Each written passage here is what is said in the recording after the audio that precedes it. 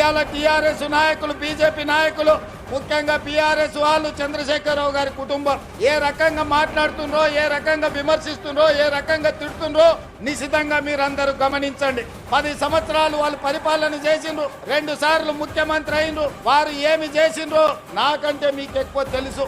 ఎందుకంటే ఈ మట్టిని నమ్ముకున్న మీరు, ఈ మట్టిలోనే పుట్టి మట్టిలోనే కలిసే మీరు, ఈ మట్టే శాశ్వతమని నమ్మిన మీకు రైతు రుణమాఫీ గత ప్రభుత్వంలో జరిగిందా?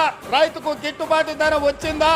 ఆనాడు చంద్రశేఖరరావు గారు స్వయంగా మాట్లాడిన మాటల్ని ఈనాటి రైతాంగం మర్చిపోయిందని వారు అనుకుంటున్నారా? ఆనాడు ఒరేస్తే ఉరేసుకున్నట్టే అన్నది ఈ పెద్ద మనిషి చంద్రశేఖరరావు గారు కాదా? ఇవాళ మరి నేను మిమ్మల్ని అడుగుతున్నా, మీ ద్వారా ఈ తెలంగాణ రాష్ట్ర రైతాంగాన్ని నేను అడగదలుచుకున్నా.